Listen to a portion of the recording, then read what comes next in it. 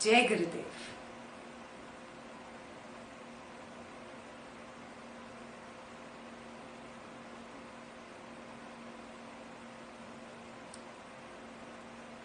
Turn on your videos, I don't see you, your cameras.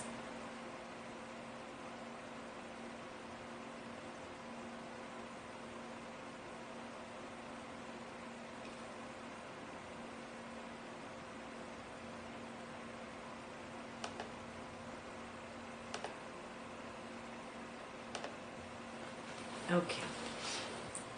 So, is everybody up to speed? Yes? Okay, good.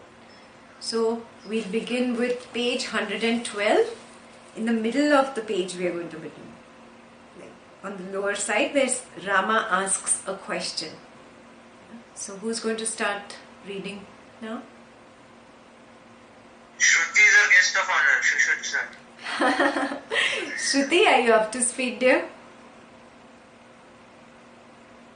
Yes, can you hear me? Yes. You're up to speed? Yeah. Perfect. Okay, start reading. Rama asked, Holy Sir, why does not the wish of others materialize as the wish of Sukra materialized in his ascent to heaven, etc.? Vasistha replied, Sukra's mind was pure, since that was his first embodiment. That mind was not loaded with the impurities of other previous embodiments. That mind is pure, in which all cravings are in a state of quiescence. Whatever that pure mind wishes, that materializes. What happened in this respect to Sukra is possible for anyone else. Okay, let me stop you there. Today, because every sentence is so potent, we have to go very slowly. So, here his main question is that see, Sukra just had that wish for that nymph. You also have wishes for very beautiful women. Don't you keep dreaming about them? Yeah, but why my wish doesn't materialize and why does Sukra's wish materialize instantly? Yeah, so he's giving you a very key aspect here, which even Gurudev says, that when you are, you've been on this path for a long time and you've become very deep in knowledge, when you have soaked in the being, what starts happening? Whatever you wish, that materializes. Gurudev also says this, na? Yeah. So now what is the key to that? That is what Vasistha is giving you here. He says, that mind is pure, in which all cravings are in a state of questions, whatever. Questions is, the mind has become devoid of activity. What is the activity of your mind?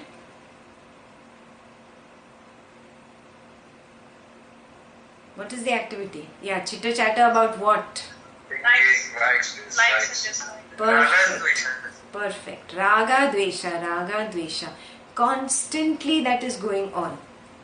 Yeah. So he says that mind is pure, in which all cravings are in a state of questions. Whatever that pure mind wishes, that materializes. Yes. So this is something you should write down. Make your flow chart from here. This is a very, very important session, today's session. Yeah. So understand this. Whatever the pure mind wishes, that materializes. But what is the key? The pure mind is the key. And what is the pure mind? First line, where all cravings are in a state of quiescence. Means there is no activity. Yeah? All cravings are gone, are quiet. Yes? So, what happened in this respect to Shukra is possible for everyone else. Yeah? See, Vasistha is emphasizing here that this is possible for you also. Yeah? So don't think, oh, that is Shukra, I am something else, he is something else. No. Drop this in the mind that you have, whatever concepts you've developed. Recognize, if you work towards the purity of this mind, you can get there. Yes? Can I ask a question? So, Shukra did not have a previous embodiment, right? So his mind traveled on this journey and he took on these different lives. When you say we can achieve this, is it's possible in this lifetime itself? Yes, this lifetime itself. You can completely... So it doesn't matter that there was no previous embodiment. Even though we have been going through this multiple cycles, we can still drop it in a... Absolutely, absolutely. Here he just gave the reasoning for why it happened to Shukra. Yeah, but the same thing can happen to everybody else. That is why he's emphasized that point. What happened to Shukra, yeah, is possible for everyone else. Highlights that. Yes. So that was the reason that he didn't have previous embodiments, that just applied to Shukra.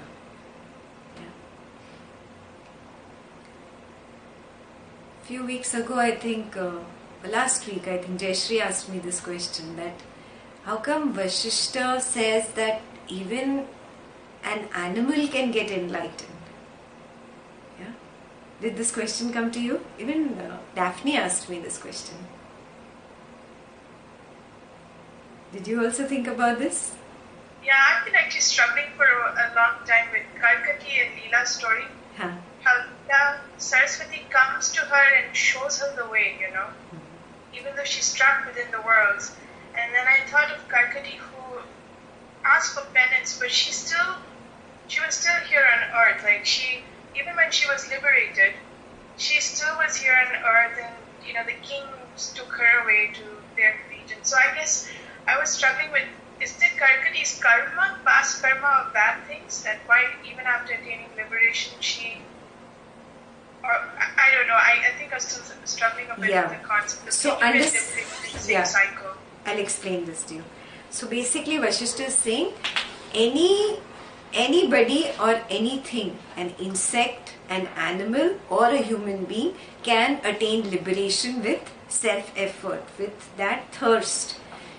That spiritual thirst is a prerequisite on this path.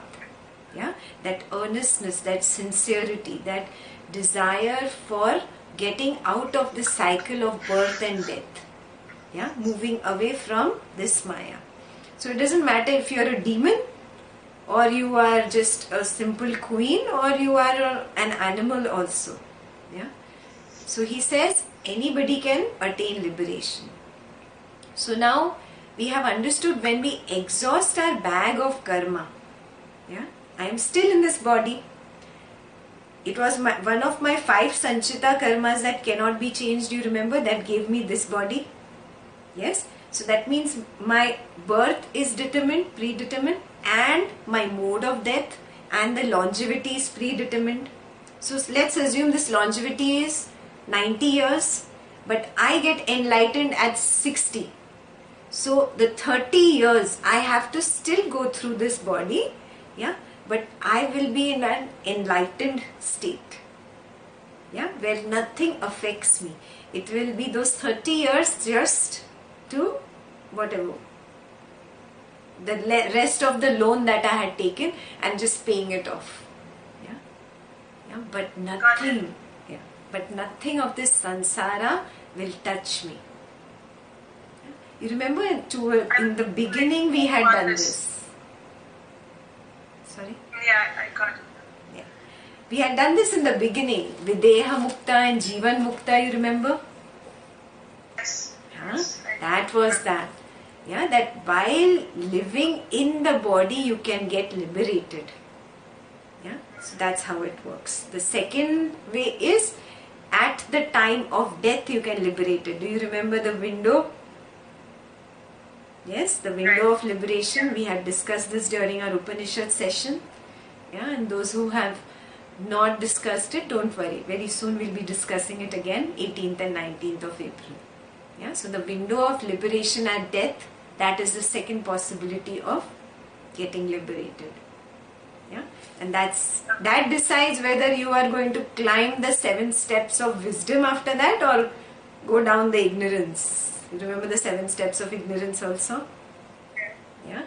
That little window of liberation, whether I make it or I miss it, that determines it all.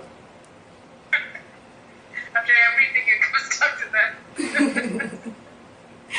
Yeah, that's why this entire exercise, the entire life we have to spend understanding this spiritual knowledge just for that last moment. That will be jackpot. Thank you for clearing that up. Okay. Yeah. Shruti, you'll read the next paragraph. Shukra had been taught by his father, Brigu, concerning the successions of birth, and his teaching had continued, and this teaching had conditioned Sukra's mind, which conjured up the expansion of such conditioning. Only when the mind is totally purified of all the conditioning does it regain its utter purity. That pure mind experiences liberation. Okay. There is a reason why Shukra's story has been told to you. Yeah. He's explaining what mental conditioning can do. Before that birth, there was nothing. His mind was completely pure. Yeah. In that pure mind, Bringu gave him the idea that this is how birth and death happens. Bringu is his father who taught him about that. So what is the conditioning in Shukra's mind? Birth and death happens because of raga and dvesha. Yes, that was probably the last teaching before Bringu went into that meditative state. Yes, so that is mental conditioning. What I hear, what I see, whatever I perceive from the environment sits in my head, becomes my mental conditioning. Now understand the sentence. Shukra had been taught by his father Bringu concerning the succession of births, and this teaching had conditioned Shukra's mind. You understand it? The meaning of conditioned? This conjured up the expansion of such conditioning. Yeah? He got attracted to that nymph, so he had that raga. And then he ascended to heaven, and then he went from lifetime to lifetime that way with the nymph. Yeah? So whatever the mind gets conditioned with, it conjures up that reality for itself. Yeah. Only when So what you're trying to say here is what Brigu told him was something wrong, or I don't understand. No. I'm not saying it was anything wrong. It is the way my mental conditioning is. That's how my mind will start thinking, and whatever my mind thinks, that is what becomes my reality. Your mind is the reason you are born in this body and you are attracted to that person or this person, because your mind already had created that notion, and that mind created that notion from a mental conditioning. Mental conditioning is not just of this lifetime, but of many, many lifetimes. For Shukra, it is his first embodiment. Got it? Okay, gotcha. So if I have a mental conditioning of negativity from many, many lifetimes, yeah, that negativity will make me see only negative around me. Yeah, and when I perceive only negative, that is the kind of action that I do, and that's the kind of life that I create for myself. Got it, no? So only when the mind is totally purified of all conditioning does it regain its utter purity. That pure mind experiences liberation. Yeah, so I put an equation here. Yeah, mental conditioning. When there is mental conditioning, the mind conjures up things from your mental conditioning. Yeah, if somebody is born in a rich palace, his conditioning is like that, and he thinks life is like that, luxury and fun and all that. If somebody is born in a poor farmer's hut and has to toil all his life, his mental conditioning becomes like that. Now I'm just throwing out a few examples. Yeah, The three main things that affect your conditioning, Gurudev told us in Ashtavakra. What were they? Who remembers? Food, association, atmosphere. Perfect. Perfect. Your food affects you. That becomes your conditioning. Your atmosphere, the kind of atmosphere you are in. Is it a Rajasic environment? Is it a Tamasic environment? That affects you. Yeah. And association. Association is not just people. Yeah, I might be with negative people. Yeah, that could put all negativity into me. That becomes my conditioning. But Facebook, internet, this is also association. Today association definition has expanded. Yeah, computer games, whatever, Twitter, whatever. Got it? These are also associations. Whatever I spend time with or whoever I spend time with becomes association. Clear? These three equal to mental conditioning. I haven't put that here. You can put that. Those who have forgotten. Food, atmosphere and associations equals to mental conditioning. And then you can put mental conditioning leads to what?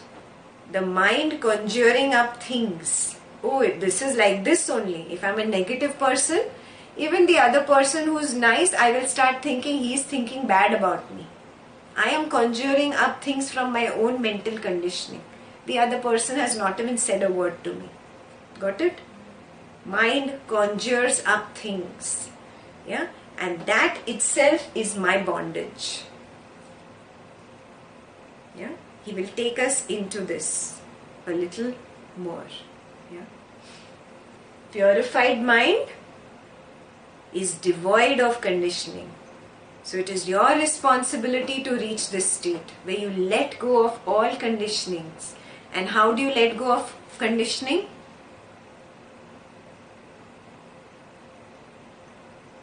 What comes up because of my mental conditioning?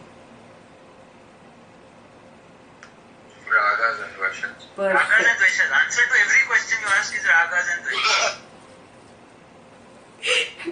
Mitesh is ready for the exam.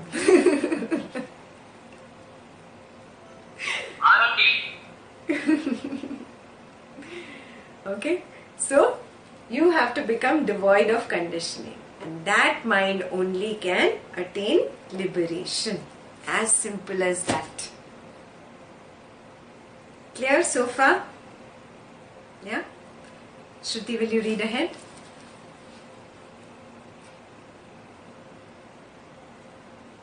I think there is a question asked by Ekta. Huh. What is the question?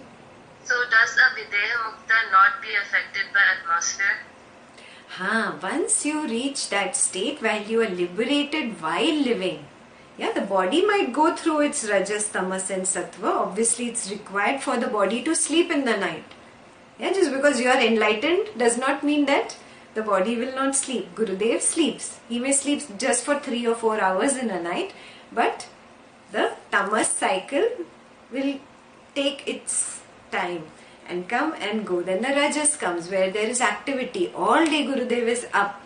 Yeah, he works at least 12 to 14 hours a day continuously on the run. Yeah, there is no resting. Yeah, so there is Rajas. Yeah, but he does it with complete Sattva. He is not affected by this Rajas, Tamas, Sattva. There is no Raga, Dvesha coming up at all. Yeah, it's all like a game for him. He's playing all the time. Yeah, it's all fun. Yeah. So if you really want to achieve something or be like somebody, then Gurudev is somebody you should want to be like. Yeah? Don't settle for anything less. Even if you think Obama, it is something less. Or who's the richest man now in the world? Even if you think about him, it is still something less. Yeah? Be like the best if you want to copy somebody. Yeah? He is somebody you can call Videha Mukta. Yeah? When we go into Upanishad, I'll actually tell you, those who don't know, yeah, that he's moved to a higher level, but we'll do that in Upanishads. Yeah? But for now, if you understand him as Videha Mukta, good. Good enough. Cool? We move ahead. Shruti. Vasistha continued, the diversity that is seen in this creation, O Rama, is but an appearance of diversity. Evolution or involution has the one infinite consciousness as its source and as its goal. During evolution, there seems to be an apparent diversity in the one infinite consciousness, in accordance with the notion that appears in that consciousness. Some of these notions intermingle, thus producing infinite variety of this diversity. Some do not thus intermingle. But in fact, all these notions appear in every atom of existence, and these atoms exist independent of one another. The totality is known as the Absolute Brahman. Okay, let me stop you there. So, let's take this sentence by sentence. Quite a complicated paragraph, huh? The diversity that is seen in this creation. What is diversity? What is diversity? Everything. People, animals, living, non-living, everything. Everything, even the non-living things that you see around yourself. The houses, the cars, everything, living and non-living, everything that you see around yourself is diversity, okay? So the diversity that is seen in this creation, O Rama, is but an appearance. It is not real. Yeah, it's just an appearance. Evolution or involution. What is evolution?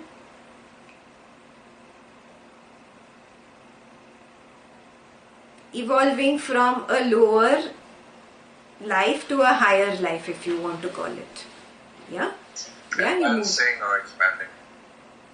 Loudly? You're advancing or expanding or advancing. Yeah. So maybe you went from an insect to an animal, from an animal to a human being. This is evolution. Yeah. And there's expansion happening. Many organisms are taking birth. What is involution? The opposite. Coming back to the source. Coming centric, coming backwards. Yes. Yeah. So evolution or involution has the one infinite consciousness as its source and as its goal. Yeah. So he's telling you very clearly here that this diversity is just an appearance, and the source of the evolution as well as the source of the involution is just one thing. What is it? Consciousness. Consciousness. Now look at the next sentence. During evolution, there seems to be an apparent diversity. Okay, there seems to be an apparent diversity in the one infinite consciousness, in accordance with the notions that appear in that consciousness. What is he saying here? There is a notion that comes up in that consciousness. I am space. This is a notion that came up in the consciousness. Do you remember? The Hiranyagarbha. Yeah? That is a notion. I am this, and that came out. Space came out. Yeah? Then it says I am air. Air came out. It says I am fire. Then fire came out. Are you seeing this? So what he is saying is all this source of evolution or involution is nothing but the notion in the consciousness. Yeah, if you understand notion better as a thought or whatever, I am this, you can write it there. So when you revisit, you understand what it means. Some of these notions intermingle.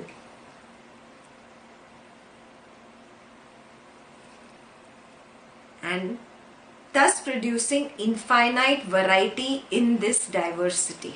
What is intermingle? One notion was I am earth, and the other notion was I am space. This intermingled. So you had a formation of maybe a planet somewhere in space. Are you seeing what I'm saying? Yeah. Then there was a notion of I am water and I am earth. So on that planet, oceans appeared. Intermingling of notions. Now I'm giving you this at the beginning of the creation wala examples, but you apply this to your mind. You have a thought, I want to do this. Yeah. Suddenly you say, no, I want to probably do this. No, maybe I want to do this. Now you have intermingling of thoughts. Have you noticed? And sometimes they're absolutely opposite. And then you keep thinking about the same thing. Yeah, I want this, but at the same time you have a fear of what if it doesn't happen. So you have two opposite thoughts. Yeah, and these two opposite thoughts are going in opposite directions, and really nothing happens in life, and you keep wondering why is it not happening. You've given all confusing signals to the universe. Are you seeing this? Yeah, the same thing we do. And we are nothing but that same consciousness which is having these notions of confusion. Clearer? Yeah? So, We're making our own khichadis every day. Absolutely. Yeah. So, some of these notions intermingle, thus producing infinite variety in this diversity. Some do not, thus intermingle. Sometimes you're very clear, this is what I want. And hasn't it happened in a few days you get that? Yeah? Clarity leads you there. It's exactly the same thing here. Yeah? But in fact, all these notions appear in every atom of existence, and these atoms exist independent of one another. But the totality is known as the absolute Brahman. Yeah? In every atom of this creation. Now you were thinking of just a few thoughts in your head, or you thought about the consciousness at the beginning of the universe. Yeah, but the entire universe, in every atom these notions are there. Earth thinks I am earth. Fire thinks I am fire. Water thinks I am water. Yeah, whatever you think is non-living or does not have an intellect, the notion is there. Yes, the notion does not exist in the English words I am this. Yeah, but it's a notion. That is why he's used the word notion and not thought. Got it? Why notion? Yeah, because according to you, wood and the lamp does not think, the ceiling does not think. Yeah? So, that is why he's used the word, it's a notion. Yeah. So, you can look at this, these are the atoms maybe in the entire universe. All of these atoms have different notions, that's why they have different colors. Yes, some of them are intermingling with each other, some are just, by themselves. Yes, but the totality, this entire circle is the total Brahman. Clear? That is what is the first paragraph. We'll go to the next. I think Shruti dropped out. Is there somebody else who would like to read? Venkat is our another guest of honor. Venkat, do you know what page we are on?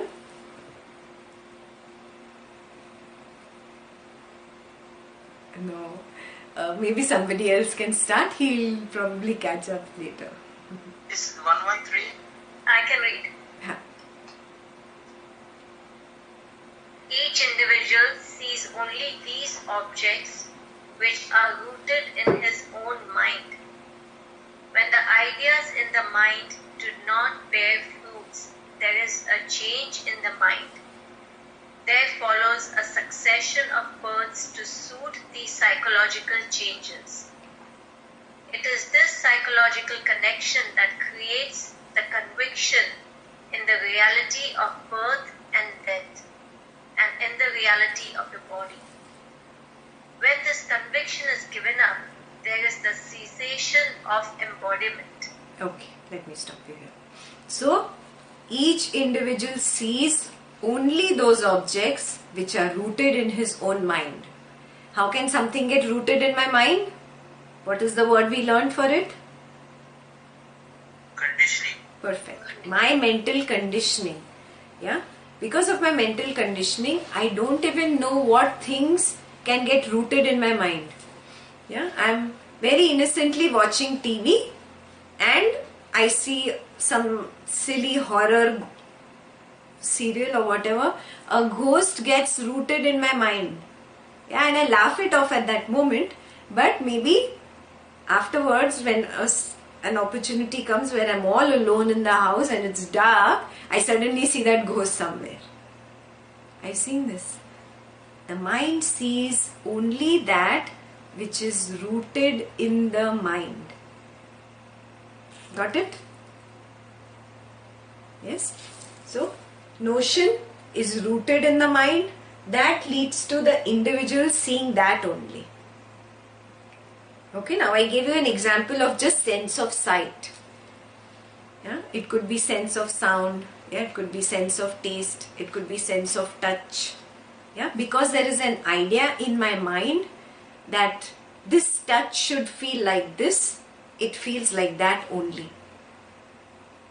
Yeah, it might be completely different, and that is what quantum physics is telling you today. Yeah, everything that you look around your house, you are expecting the lamp to be there, you are expecting the wall to be vertical and standing there, you expect the ceiling to be there, and that's how it is really there. You are creating your own reality. That's what quantum physics says. The moment you move the observer away, the atoms are not static. The atoms are in continuous motion. So things are really not the way they appear to you. They appear to the eye. Yes, and it's very believable because the way a human can see light, it's not the same way a cat can see it. Where I cannot see in the dark, probably a cat can see. And where a cat cannot see, an owl can see. That means there is a limitation to this eye. There is a limitation to this ear. Yeah? Reality is not what I perceive it to be. Are you seeing what I'm saying? Yeah. So those who have still not watched any quantum mechanics or quantum physics videos that we had sent earlier, this is again another time to visit it again. Yeah. So he says a notion which is rooted in the mind, that is what makes the observer see that only. Yeah, he's not talking about just sense of sight, all five senses. Yeah. But in a situation when that idea does not bear fruit, means I think something that Mitesh is like this, but really Mitesh does not behave that way. So my idea in my mind, the conditioning that I had, has suddenly shaken. That roots have gone. Yeah, it's not standing anymore. Then what does the mind do? There is a change in my mind. Oh, maybe Mitesh is not like this, and maybe Mitesh is like this. So these are psychological changes happening in my mental conditioning. Yeah, it is like you have prepared the batter for idli and sambar and kept it in your fridge. That is your mental conditioning. And you just cook one idli and you don't like the taste. Yeah, you go and add some more water or soda to the batter and you change it. That's exactly what you're doing here. There's a psychological change in the mind. This affects your conditioning. Got it? So we'll read till here. Each individual sees only those objects which are rooted in his own mind. When the ideas in the mind do not bear fruits, there is a change in the mind. There follows a succession of births to suit these psychological changes. Yeah? Understand, what a change in the mind can do. This psychological change in my mind either creates a new raga for Mitesh or a dvesha for Mitesh. Yeah? In this lifetime, my karmas are already so many. I have just 20 years to go, and the 20 years is already planned by my raga and dvesha. There is not enough time to meet Mitesh again. I will come back because of my raga and dvesha to complete this new karma I created. Got it? Yeah? This psychological change in my mind led to succession of births. This part is clear? Yeah? Then he says, it is this psychological connection that creates the conviction in the reality of birth and death and in the reality of the body. Psychological changes are again nothing but my raga and dvesha. And I'm so lost in this maya because of my raga and dvesha. I feel this is real. This is the way it is.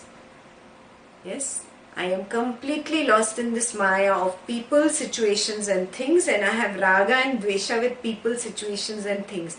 And I believe this is my reality. When I get so strongly, my conviction becomes so strong in this maya, then I have this conviction of birth and death. And I have the conviction of the body. You understand conviction of the body? No, I think I am just this body. And when I limit my understanding to I am this body, obviously this body dies. I believe I die. And then I believe I am reborn. Yeah? I forget the highest truth that I do not die and I am not reborn. I am not this body. I forget that.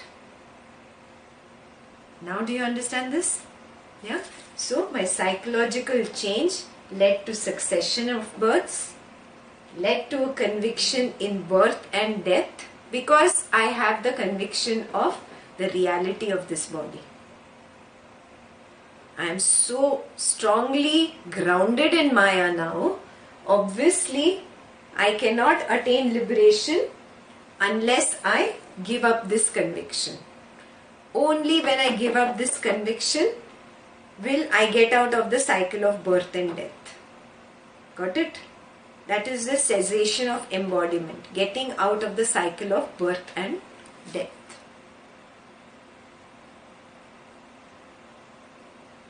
Simple, na? Yeah, we just read the last sentence there. When this conviction is given up, there is the cessation of embodiment. What conviction? That I am this body or I am this mind. Yeah? Ashtavakra taught you right in the beginning. Yeah, Ashtavakra 4. I am not this body. I am not the mind. I am not the doer only. And I am not even the experiencer. What does that mean? That's the highest truth he is taking you towards. Yeah, right in the beginning of Ashtavakra you did it. Yeah, so drop this notion of I am the body. I am the mind. Yes. Understand this, that I have a body. I have a mind. They are my tools. I just use them when required. Yeah. But the problem is that I've become a slave of these tools, thinking that I am that hammer or hatoda or what is that? Chisel, whatever. You started thinking that you are the tool. You started thinking that you are the car. Yeah? You are in the car. Yeah? At the end of the lifetime of the car, it is going to break down and you are going to step out. There is no option there. Wake up to this. Yeah? We have a question. Rita is asking, how does one lessen or dilute the effects of adverse atmosphere around us on a day-to-day basis? How does one dilute what? The effects of, this was in regards to conditioning. Huh. Her question, the first one regarding the food and association can be controlled, Huh. but how does one dilute the effects of adverse atmosphere around us on a day-to-day basis? See, when you really grow so much in knowledge, you radiate knowledge. It comes from within. It becomes your swabhava. With some people we have done Ashtavakra. When we reach swabhava and prabhava. So till the time you're listening to knowledge from an external source, it is only prabhava. When does it become my swabhava? When it comes from within. And when that knowledge comes, you radiate knowledge. It comes from within. It becomes your swabhava. With some people we have done Ashtavakra. When we reach swabhava and prabhava. So till the time you're listening to knowledge from an external source, it is only prabhava. When does it become my swabhava? When it comes from within. And when that knowledge comes from within, it is my nature. It is my blossoming. And when I blossom, everybody around can smell the fragrance. Right? Obviously, I have an effect on that atmosphere, however negative it is. I'm not telling you to leave your wife and husband and children and run away to the Himalayas. That's not the way of changing your atmosphere. But with your positivity, with your sattvic prakriti, you can affect the atmosphere around you. You can change the atmosphere around you. You should just have that conviction. This is what I'm going to do. Plus, I think it comes to a point where the adverse atmosphere is not adverse because it chose you. You chose that atmosphere to begin with. Yes. Like you have attracted that in the first place. Correct. So this is a very beautiful point what Mitesh is saying. So if I have attracted person A in my life, I have created a karma with this person A. And every karma has an expiry date. Till then, it is my prarabdha with this person. I have to go through it.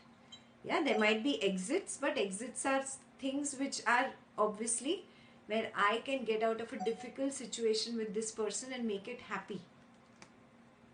Yes. Sometimes when the karma expires, the person leaves you and goes. Like a boss just leaves the company and goes away, who gives you a hard time today.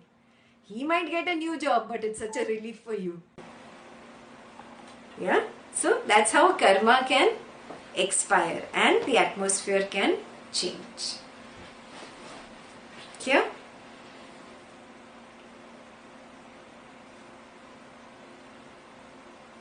We can go ahead.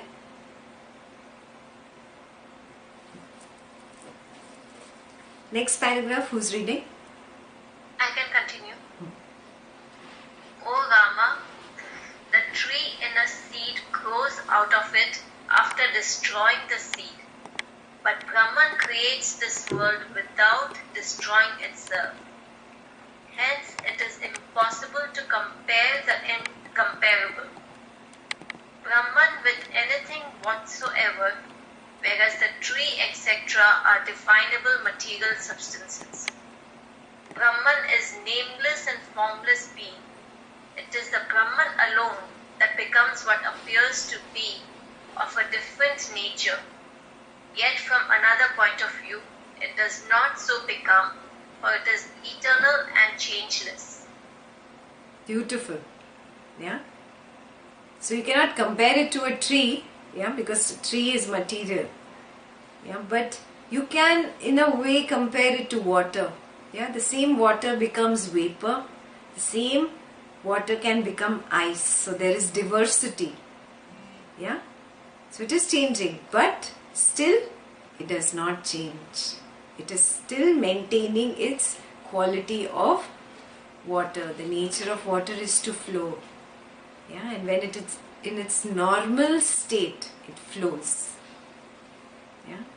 It is changeless. So Brahman really cannot be compared to something that this intellect wants to understand what is Brahman. Yeah, the closest is the space, yeah, inside this room or in that room in Cincinnati is the same. There is no difference. It is changeless, it is eternal, it is everywhere. Brahman is like that. Yeah, it may seem that it is different in this Prakriti and that Prakriti, but those are just its diverse manifestations. In essence, it is the same. Yeah, and we've done this many times in Ashtavakra, no? That you might see gold as a ring, as a necklace, as this and that, but it is essentially gold. Yeah, or the water in the sea, anywhere you taste it from the beach or in the middle of the ocean, either in the Indian Ocean or in the Atlantic Ocean, it is still the same salty water. Got it? Yeah. So Ashtavakra has described this to you before. Clear? This paragraph clear?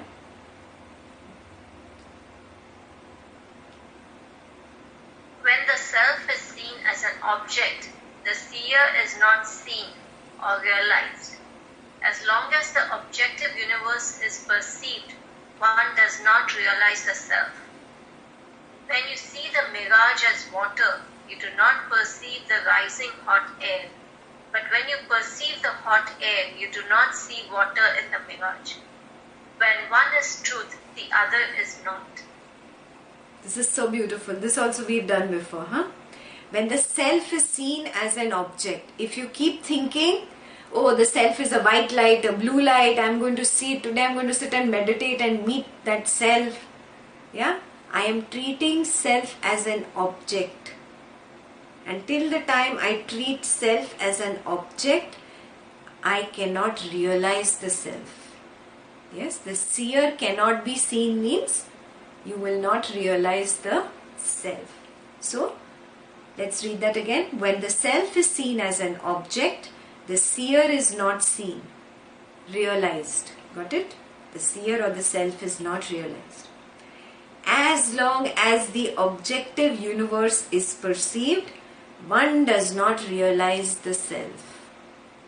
What does this mean? Till the time you see earrings and bangles and necklace, you will not see it as gold. Yeah? Drop seeing those shapes of earrings and bangles and necklace. They are all different shapes and different, looks. Some with gems, some with diamonds, some plain gold, some polished and some really dirty black. It doesn't matter. Yeah, they have different shapes, sizes and colors. But essentially it is all gold. Yes? Exactly like that. Shruti, Rupa, Mitesh, Prashanjit, Mili, Jayashri, Ekta, Aditya, this entire house, that house, that house, that house, water, fire, air, planets, everything essentially is Brahman, is the consciousness. Yes? So drop this objectivity that you have, looking at this universe like an object. Yeah? Take one step higher. Yeah? This is where Vasistha is now pushing you up the staircase. He's literally pushing you from behind. Okay? He's saying go higher. What is he saying? As long as the objective universe is perceived, one does not realize the self. When you see the mirage as water, you do not perceive the rising hot air. What does it mean? In a desert, when there is hot air in a particular area and it goes round and it's really just hot air there. From a distance, when you look at it, the way the sun refracts, the light of the sun gets refracted because of that hot air. From a distance, you think that is water. That is a mirage. Got it? So now, when you see the mirage as water, you do not perceive the rising hot air. Correct? Yeah? When you perceive the hot air, you do not see the water in the mirage. Yes. So when you start looking at everything as Brahman, consciousness, that one God, yeah, Ashtavakra 7, everything is God. When you start seeing God everywhere, or the consciousness or the Brahman everywhere, you will stop looking at it as an objective universe. Yeah? Prakriti drops off. You just see Purusha. Yeah? The last sentence. Wait, just a minute, I'll finish. When one is truth, the other is not. Yeah? Either you just see gold, or you see necklace, bangle, ring, whatever. Yeah? So when one is truth, the other is not. Just like that, when you see everything as the Brahman consciousness, you do not see people and things and animals and insects. Objectivity drops. Clear? Yeah. What were you asking? Isn't it same like we discussed a couple of weeks back, Darshak se Dushtaki ho? That we... Couple of weeks back we discussed what? From Darshak to Drishta. Ah, beautiful. You remember that, no? Till the time I am lost in the external object, yeah, I lose awareness of myself. I am not there. Yeah. Right now, your object is Ekta. Yeah. You are looking at an object. Now, take your attention back from this object to the eyes through which you are looking at me. Squeeze your eyes. Blink. You are aware of your eyes? Yes? Now, take one step back and look at the mind that is looking at this object, Ekta, through those eyes. Are you aware of that mind? Now take one step back to the one who was seeing, the seer. The seer uses the mind uses the eye to look at the object Ekta. Are you aware of that seer? Yeah? Becoming 100% established there. And being established there all the time. Then you are a drishta. Yeah? Then the objects do not matter. There is no raga and dvesha for the objects outside, because I am living in my center. Yes, I am in my 100% awareness. I am not stuck here. Yes, the attention is here. Yeah? So stop being a darshak. Darshak is... Who knows what is darshak? Someone seeing. Audience or spectator. If you are all the time your awareness is outside, you are a darshak. The awareness turns inwards. Then I am a drishta. Yeah? Now when I give you examples of Sakshi Bhav, I tell you to start with when you are reading my email or you are typing on the computer, look at your hands. But even if you are looking at your own body, you are still a darshak. That is a starting step. But going one step back, then taking another step back, and being with the seer who is experiencing or seeing all this happen. Yeah, being established in that 100% awareness is being a drishta.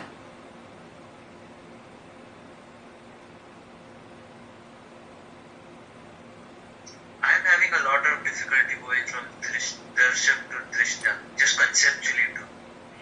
Like when you're saying, let's say I'm talking to you, I'm aware that I'm talking to you.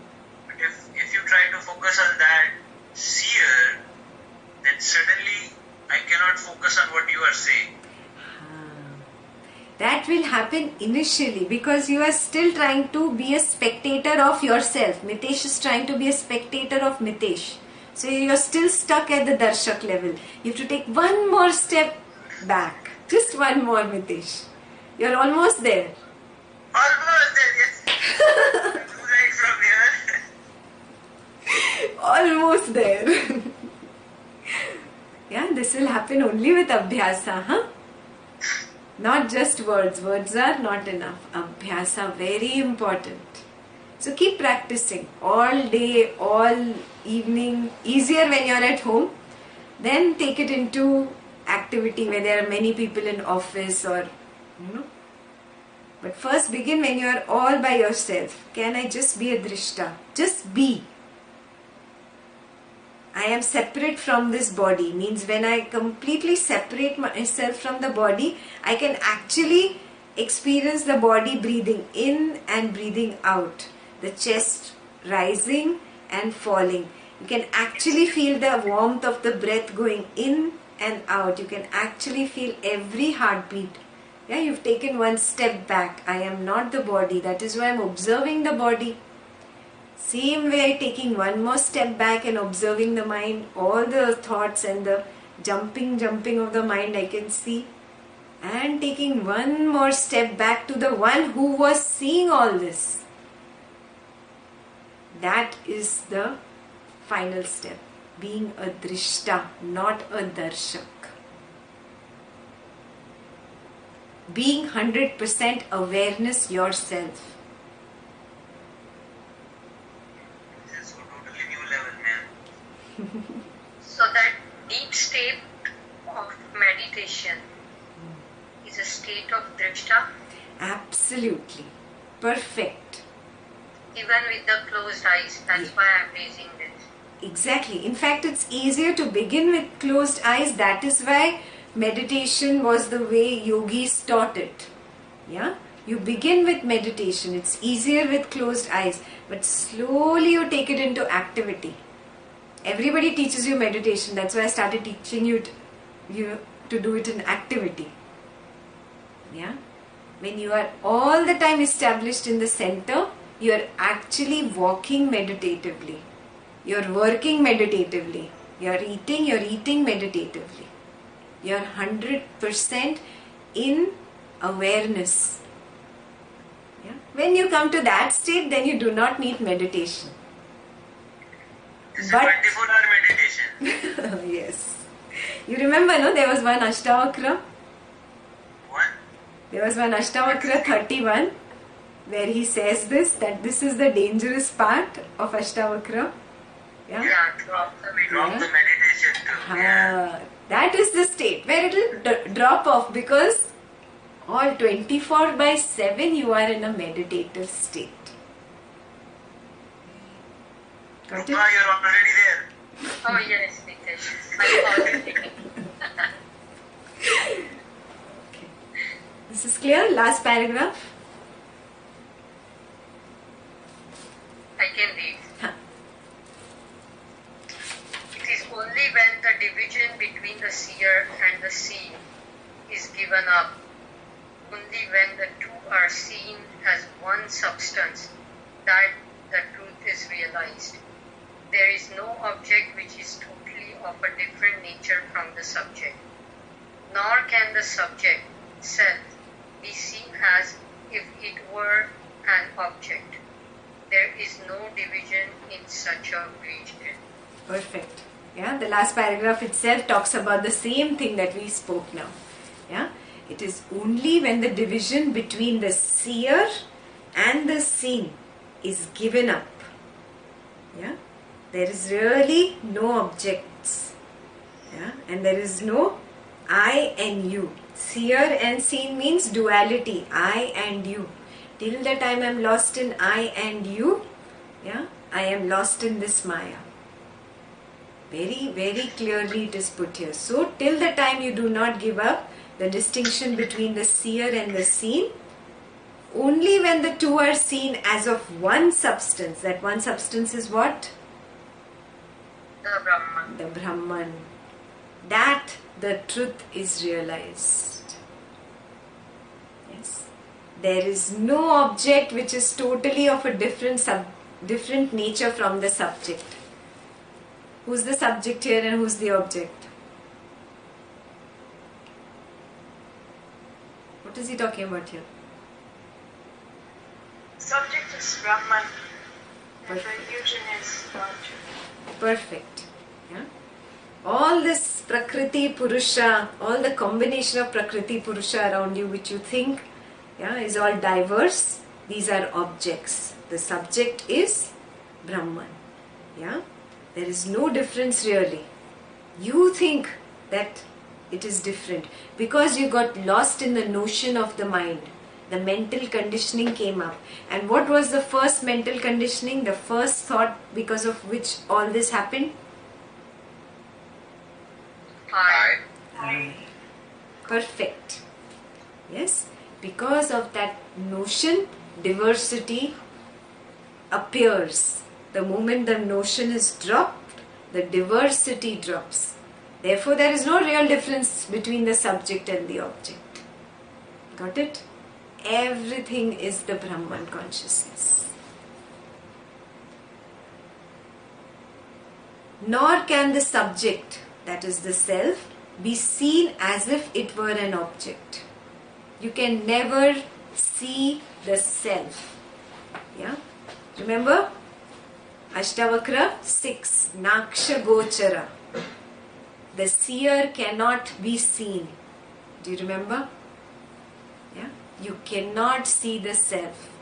So do not make the self an object. Yeah? There is no division in such a vision.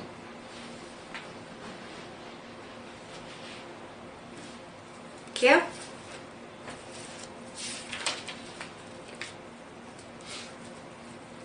Yeah, now we will read only till middle of the next page, 140. Who's going to begin? I can read. Huh. Each jiva experiences within itself whatever and however it has given rise to. Within itself, with the help of its own life force. O Rama, behold with the eye of your inner wisdom the truth that in every atom of existence there are countless world appearances. The world appearance is but a long dream. This dreamlike appearance is yet true during the period of the dream itself. Okay, let me stop you here. Yeah. Now he's come down to very practically how all this has come up. Huh? Each jiva experiences within itself whatever and however it has given rise to within itself with the help of its own life force. Very complicated sentence, yeah, but it simply means the same thing. If I think about something, yeah, I have given rise to that same thing out of my raga and dvesha, and that is only what I experience in this world. That's exactly what he's saying. It's nothing more than that. O Rama, behold with the eye of your inner wisdom the truth that in every atom of existence there are countless world appearances. This world appearance is but a long dream. Yeah.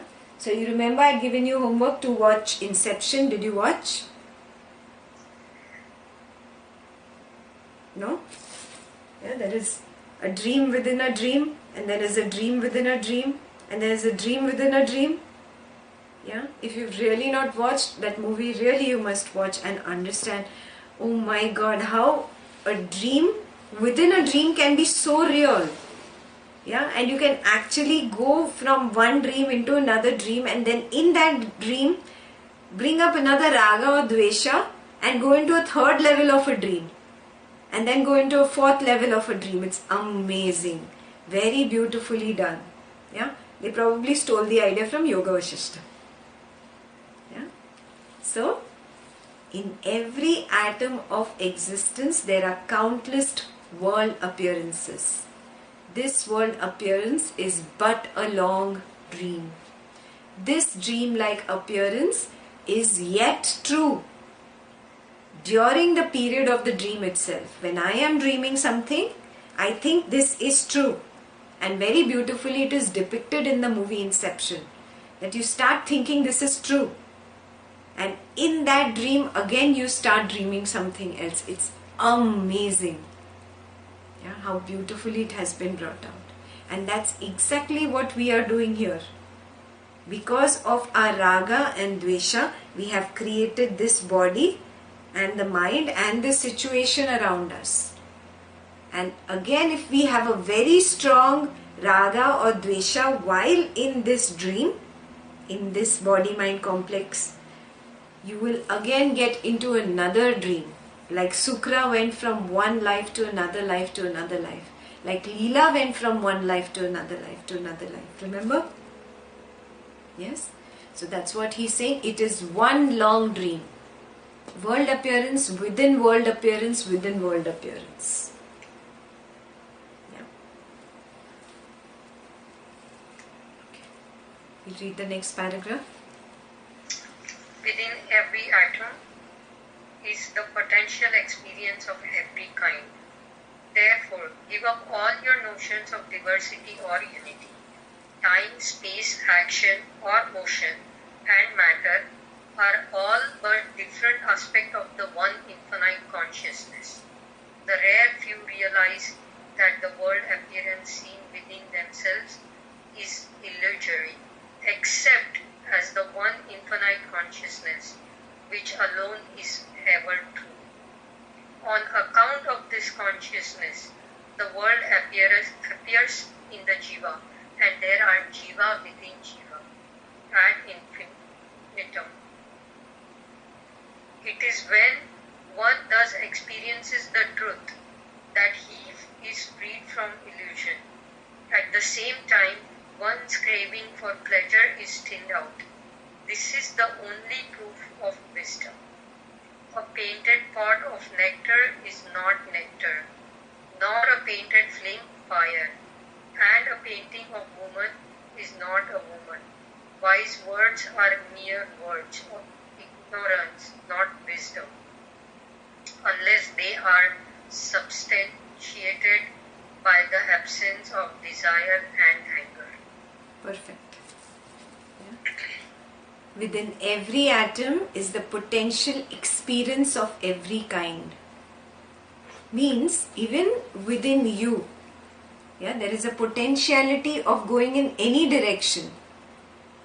Yeah, from this present moment, your future could go in 10 different directions. Yeah, because really there is no past, present and future. Remember? Yeah. In one atom, there is the potential experience of every kind. Therefore, give up all your notions of diversity or unity. Yeah, because if you think negative, that's the way you will go. Yeah, you might think, okay, this is a positive way of going, but you don't know. Yeah, so he's saying best not to go towards raga and dvesha and drop both. Drop these notions. Understand notion, huh? You understand it as a thought of raga or dvesha. Yeah? So you drop all your notions of diversity or even unity, because one implies existence of two. Yeah? So no I, no you.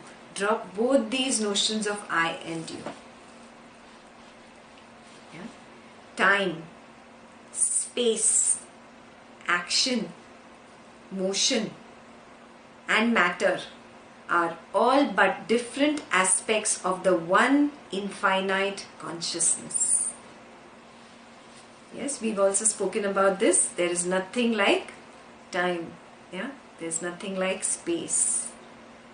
Yeah, and he's telling you here, these are all nothing but that one infinite consciousness. The rare few realize that the world appearance seen within themselves is illusory. Illusory means it does not really exist. It's not real. Very few people will realize this, except as the one infinite consciousness which alone is ever true. Yeah, they will realize that this is all illusory and there is just one infinite consciousness. On account of this consciousness, the world appears in the jiva. Who's the jiva? Right now you are the jiva. Body. Yeah? And in you, in your body-mind complex, there is one particular notion that comes up. And the world appears because of that notion. A very strong raga of Sukra for one nymph, for one beautiful woman, took him into another lifetime and then another lifetime. Yes? So one raga in a jiva leads to a world appearance. World appearance means another lifetime. You can take it like that. Okay? So he's saying the world appears in the jiva and there are jiva within jiva ad infinitum. This diagram you can see. There are jiva within jiva. Yeah. So Prashanjit starts thinking, oh, I am Shah Rukh Khan. And then when he is Shah Rukh Khan in his dream, in the dream he starts thinking, I'm Obama. And the Prashanjit, who is Shah Rukh Khan, who is Obama, is now thinking that he is Mitesh. Are you seeing this? Yeah, jiva within the jiva ad infinitum. Yeah, we are stuck. We don't know at which level we are right now. God knows which level of the dream this is. But we are definitely in a dream. Yeah, this is 10%. Yeah. It is when one thus experiences the truth that he is freed from illusion. When you realize this, when you recognize this, you are freed from illusion. At the same time, one's craving for pleasure is thinned out. This is the only proof of wisdom. Check, homework for you. Has your craving for pleasure reduced? Yeah. Even a little bit. 2 years you guys have been, more than 2 years, no, now? Hai na? Yeah, 2.5 years almost. Yeah, continuously every week we have been doing knowledge for over 2 years now. Yeah. Has that craving for pleasure thinned? Homework number 1. If it has not thinned, then go take cold shower. Homework number 2 from Mitesh.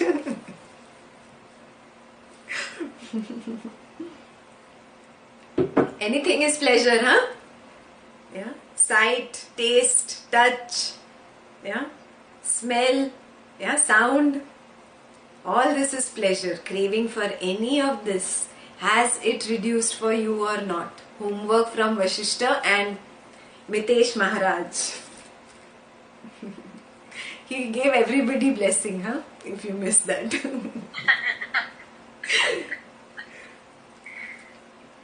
Yeah. A painted pot of nectar is not nectar, nor is a painted flame fire. Yeah? And a painting of a woman is not a woman. Just like that. Now see the most important part, huh? Wise words are mere words. That means they are ignorance, they are maya. They are not wisdom unless, when does it become wisdom? Perfect.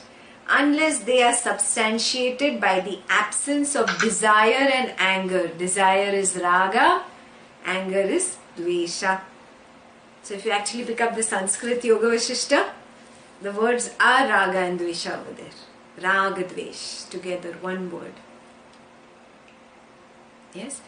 When you completely become devoid of raga, dvesh, then only really these words have become wisdom. Wisdom that really comes from within. Until that time, it is only maya for you.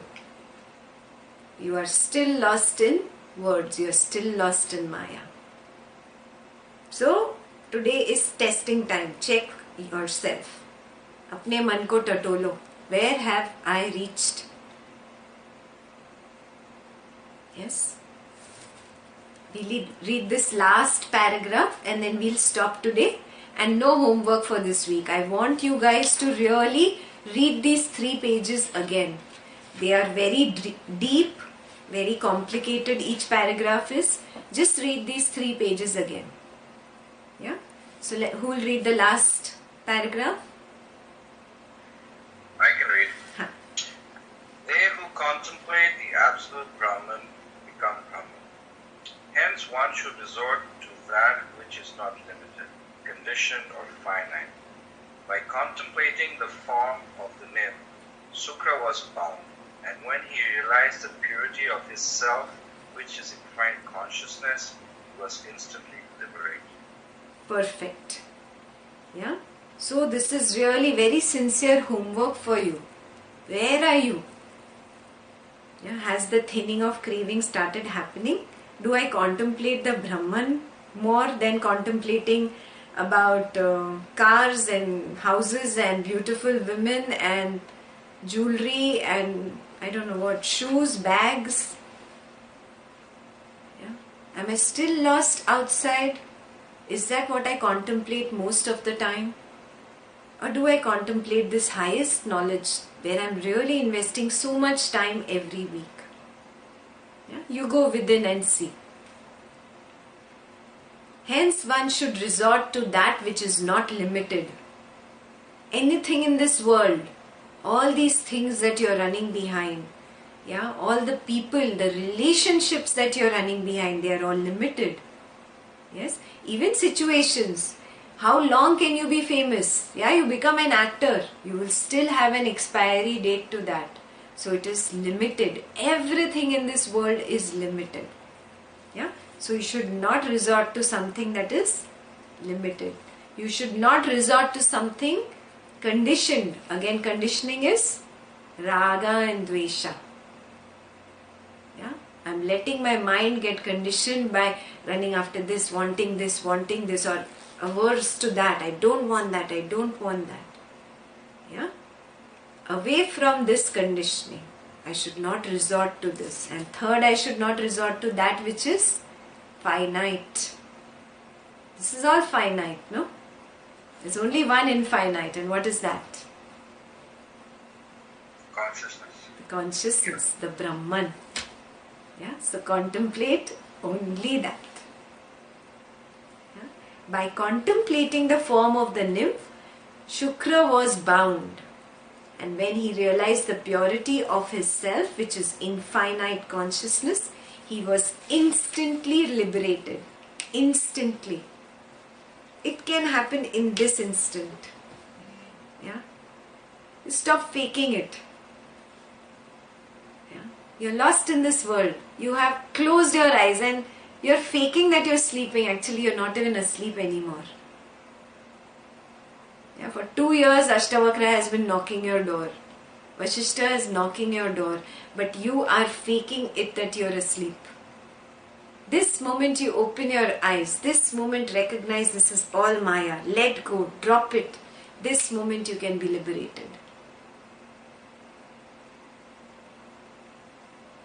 I know it's late, but since you're talking about momentary liberation in moment, so the 7 levels of 7 steps of wisdom, you said, you have to go through many years of this, only then you'll become.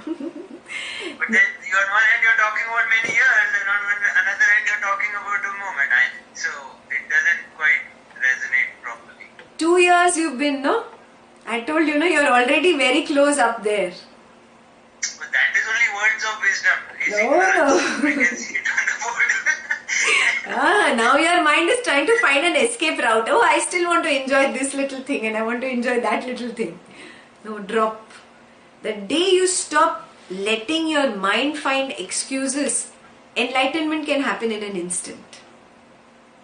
But then you're defying the 7 levels or 7 steps of... You've already reached there, Mitesh. That is why I'm not teaching this to somebody who's just on the basics. That is why you are doing this now. Mitesh, you know the answer, you're just faking it. See? No! Yes, Aditya also knows. You can. It's easy to wake up a person who's sleeping. If you try to wake up someone who's pretending to be sleeping, there's no way you can wake him up because he's just pretending.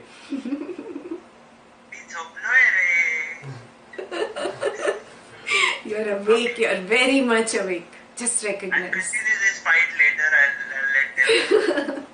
How sweet, definitely. Yeah, wake up this moment. So this week we read these 3 pages again because every paragraph was so potent. So read these 3 pages again and sincerely do this homework. Make your list again of Raga Dvesha. From day 1 I am giving you the same homework. Have you noticed?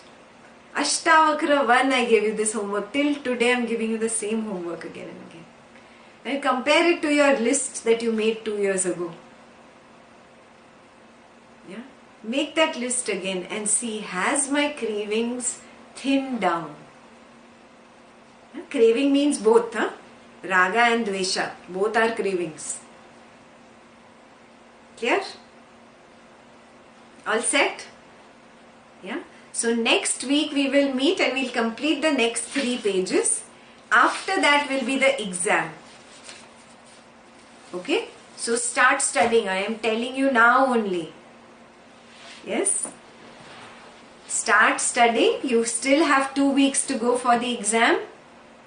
Yeah? Start studying now. Okay? Exam will be from page 1 through page 117.